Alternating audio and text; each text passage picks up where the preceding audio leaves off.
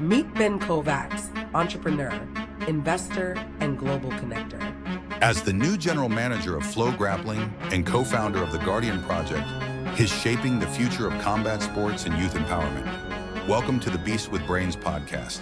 Greetings, Jiu-Jitsu nerds. I am being joined with the new head of FloGrappling. It is Ben Kovacs, who you might be familiar with his work with Guardian Gym, a nonprofit that has also been in talks in partnership with Craig Jones Invitational 2. So we have a lot to unpack here, but I think the biggest and most breaking news is the fact that you just accepted the role as head of FloGrappling. So what is the motivation to take on a role like that, where it's going to be a lot of leadership? Yeah, I started talking to them, some time ago, and it first started off very, preliminary. I didn't think anything was going to happen, but I think the truth is, as I thought about it more, what we're doing at Guardian is really not that much different than what Flo's trying to do, right? And what I mean by that is, at Guardian, we're trying to get more kids into jiu-jitsu. We're trying to change their lives through jiu-jitsu.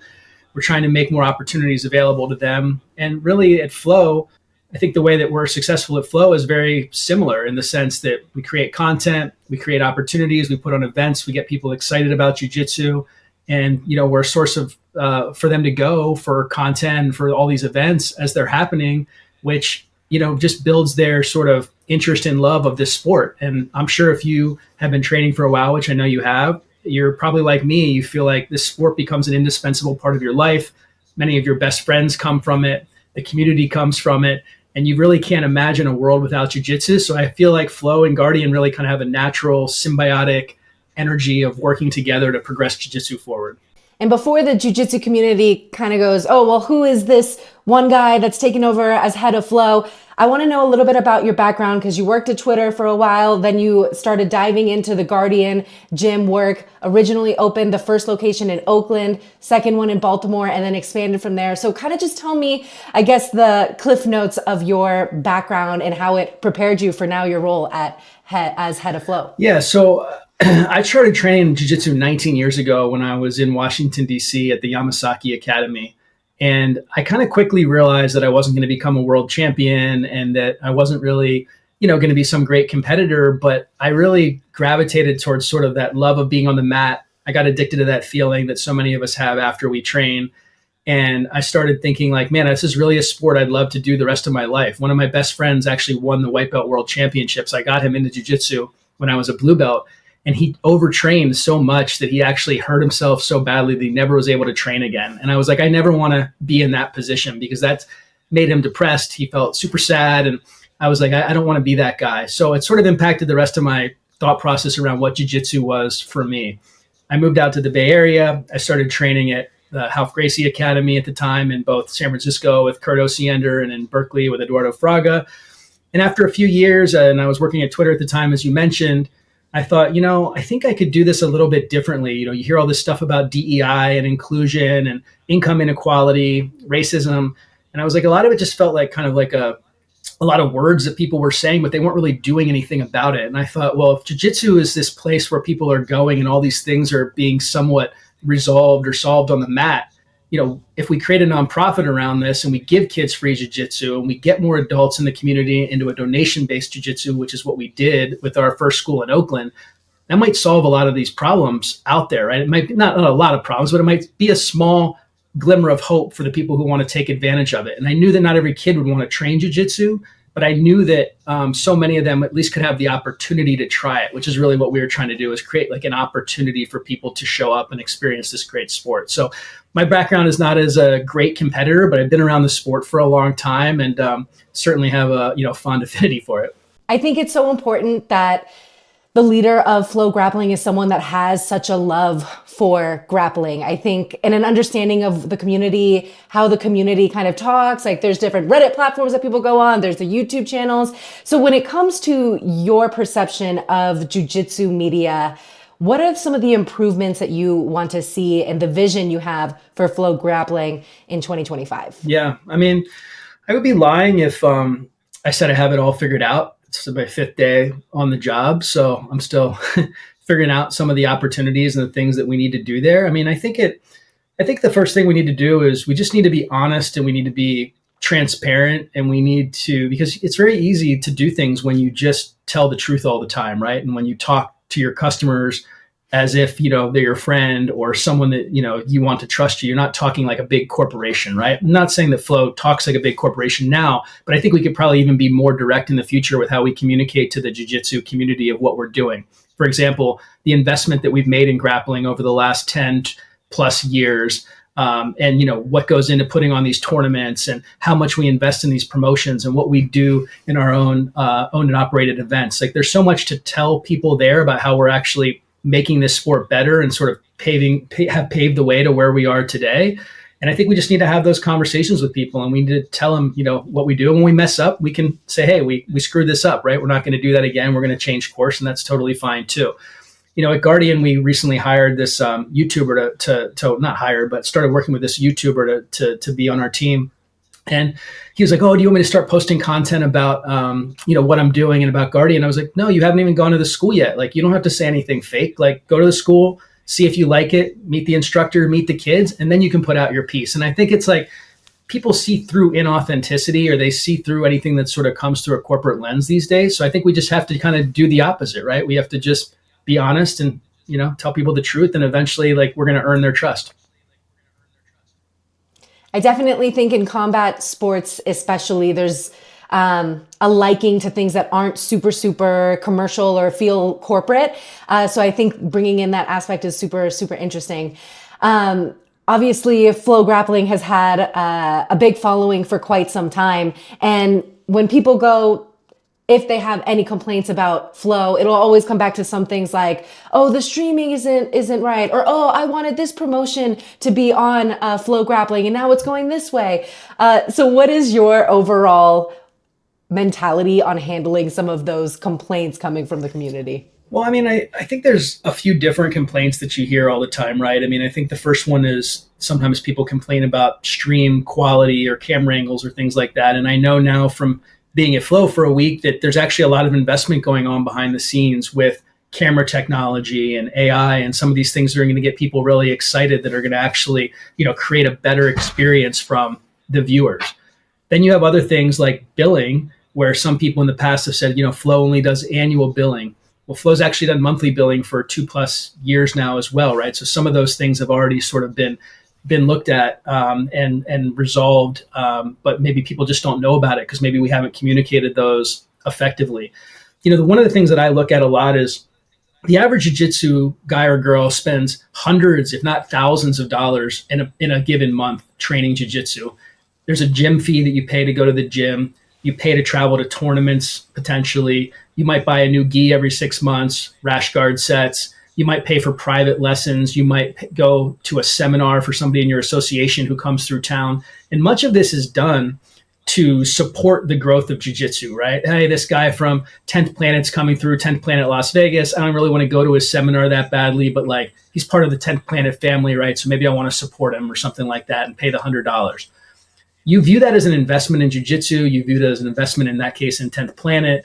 But for whatever reason, I think with FloGrappling, people haven't necessarily drawn that same thing. It's like, hey, this $10, $15, $20, whatever it is a month, you know, I've been paying FloGrappling. That's an expense, not an investment. And I think that's where we have to probably change that dynamic a little bit to make people realize, like, hey, by putting on these cards and paying these athletes and doing these promotions and all these things, you're actually investing in the sport, not dissimilar from how you're investing in your own jiu-jitsu. And I think if we can just change that dynamic a little bit, and again, in a very honest, very transparent way, not trying to trick people, not trying to run a corporate PR machine on anybody, but just tell them the truth of how this is, you know, helping to grow the sport of jiu-jitsu, helping their friends, helping the people that they love, then I think that goes a long way.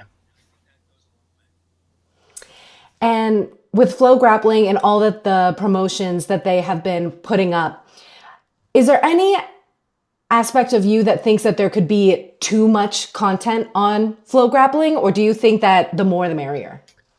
I think that's a reasonable question for sure. I mean, I think that, you know, over time we can probably do an even better job. And again, I'm just getting into this, but it's not that there's ever too much content. It has to be very easily searchable and sort of refined and curated, because I think there's some people that come to FloGrappling for or any platform, right? And they want the highlights. They want, hey, Alex, tell me the 3 important things that happened at the IBJJF tournament last week that I should know about. I only have 2 minutes.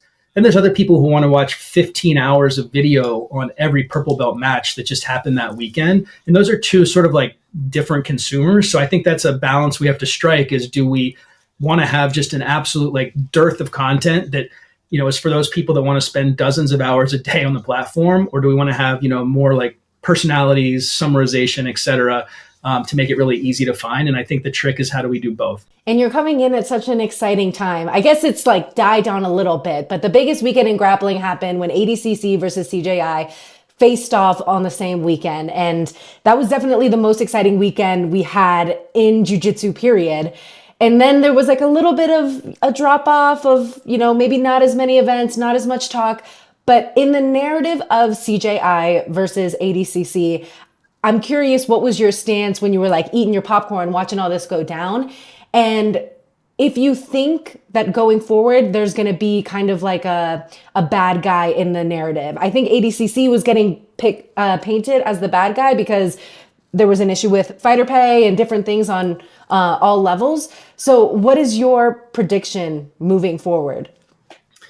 Well, to be honest, at the time, I've never really been like the big jiu-jitsu drama guy, right? I've never been like, as I said, this big competitor. I guess athlete pay was never at the top of my priority list as someone. Everything went back to like, how do we spread this sport? How do we get more kids into jiu-jitsu? I was always looking at it through the Guardian lens previously. I think the good news is, from, what Craig has said publicly and, what he said to me privately, is like, he's not interested in running another disruptor event, right? He's interested in now bringing the sport together. He broke it apart and now he wants to bring it back together, and he wants to, focus on this. I think that's part of the main reason he's partnering with Guardian, and Guardian's such a big partner for CJI too, is like, hey, like, let's start to focus now on the bigger things and the stuff that matters. We don't need to have a, jiu-jitsu beef every year to hype up CJI. It's already cool. People already want to watch it. Like, that doesn't have to be the ethos of the tournament. And when it comes to transparency, I know that was one of the things that you think will make the jiu-jitsu community happy. Why is it in the past that FloGrappling can't share numbers? I think does it have to do with like it being like is it a private company, and then you can't show like the transparency when it comes to events and performance, whereas like on YouTube you can see everything? Well, I think, again, disclaimer, 5th day on the job, like, don't know all of these things, but I would say this is not like a FloGrappling issue from what I understand. It's really more of like an industry thing. Like, people in the media industry, in this sense, like UFC, for example, does not share UFC Fight Pass numbers with their partners, right?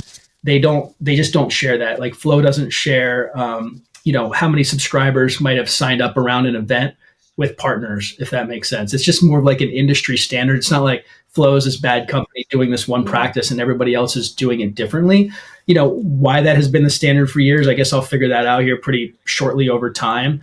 My guess is it's like you're kind of in a no-win situation where if the numbers are too low, partners are upset. If they're too high, partners are upset. So it's very hard probably for a media company that's buying those rights to like hit the perfect balance and keep the partners happy. So I think that's why it's like you buy the rights to certain events, let's say, whether you're Fight Pass, Flo, or anybody, and then, you kind of eat it when it's bad, or if it does a little bit better than expected, like that's where you actually do better. So I don't know if that answers your question, but I don't think it's like a Flo thing. I think it's just an industry standard. No, yeah, it's definitely very interesting. I think the big argument when it comes to athletes is sometimes they feel like they bring more value, but then they can't really tell how much value they bring because they can't see the certain numbers or anything like that. So what would be your advice to a grappler wanting to be a professional athlete, or they're already like a mid-tier grappler and they're trying to get on these big events like WNO or, any type of promotion that might build their brand a little bit more? What is your advice for grapplers to kind of make their name in this industry? Yeah, I mean, it's obviously pretty competitive in the sense that like there's not that many huge stars in grappling that can draw the eyeballs that can just warrant people writing the size checks that are being written. I mean, I think to take a step back almost to your previous question, I think that athletes probably don't understand how much money is being lost on a lot of these promotions to put them on, meaning like the ticket sales and all the things around these events really pale in comparison to how much money a Fight Pass or a Flow or any of these like larger promotions are paying typically. And there might be some outliers in some other countries or whatever, but maybe there's a promotion, let's say in Brazil, that just has it really dialed in, or they have a monopoly on the market, or England. I can't really speak. I don't really understand the whole global landscape well enough to speak to that yet. But I think in the US, it's like somewhat competitive, right? And you have these groups fighting and vying for some of this top talent. So I think that, athletes probably, if they actually saw under the hood a little bit, would almost be like, wow, like maybe I'm getting overpaid for some of these athletes, right? Versus what these events are bringing in. And of course, I want to see the athletes get paid. I'm not trying to, ask anybody to take a pay cut, but I think like this idea, like that they're going to be able to keep ratcheting it up more and more and more. And obviously, like CJI was an event last year that was put on not for economics, right? It was like a fun event that was designed to sort of show what could happen if you did it different and, had a completely different spin on it. But it wasn't like, necessarily like an economic, Craig and Seth will tell anybody, it wasn't like an economically viable event where they made money for themselves. So anyway, I just think there's a lot of promotions right now that are trying to figure it out. And, it's great that the athletes are getting paid, but it's I don't know. I would say it's probably at a state that's like pretty fair for a lot right now, especially considering like, if you're not like a big enough star where you're driving those pay-per-views or you're driving those subscriptions or you're driving, those YouTube views, whatever that particular promotion is making their money on, like that makes it really hard to pay big dollars for those athletes. 100%. And that's obviously a big topic in the jiu-jitsu world, is how do we get the athletes paid? I want to hear your take on this, because when I spoke with Coach Mike Mal, we were talking about the wrestlers in the NCAA and how much they're able to make with NIL now. And so I was thinking, instead of hoping that every year we can ask Uncle Craig to get another $3 million so we can have a big payout, maybe the real future of jiu-jitsu athletes being able to get paid is actually the college sports teams route.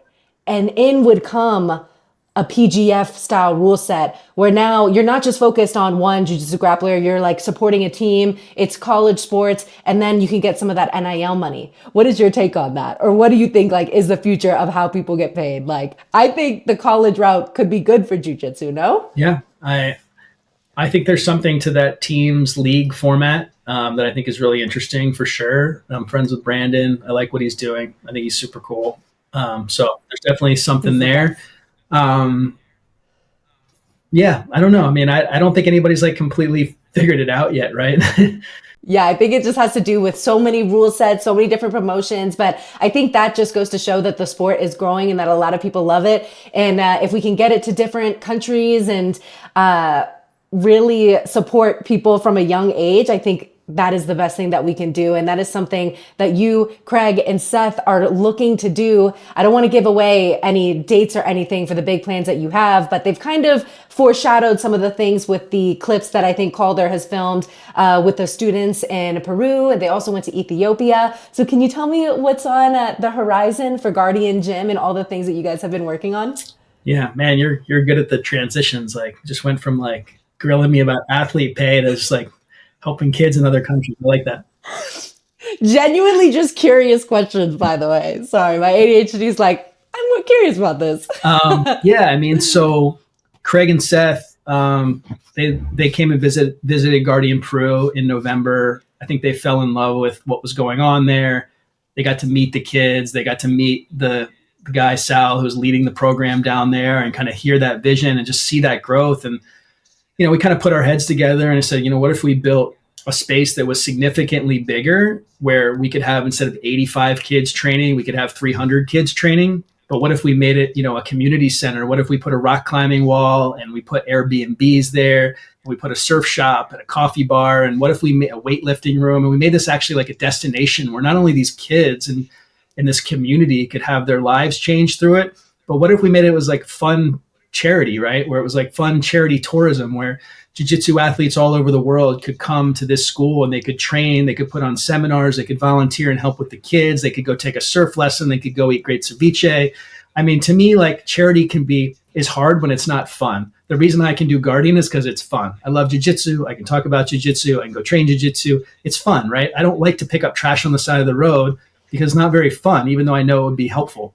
And so I think if you combine like the passion and the charity together, where people feel like, wow, I'm doing something that I already love to do. I'm getting a vacation and there's charity involved, like fantastic, right? And so that's what we're building down there. It's sort of a proof of concept of like, hey, like, let's see if we can change this town, this community. And then like, if we do well there, we'll go to the next one and do another one. I love it. I mean, Peru has already been on my bucket list. So I know that this is definitely going to be a destination.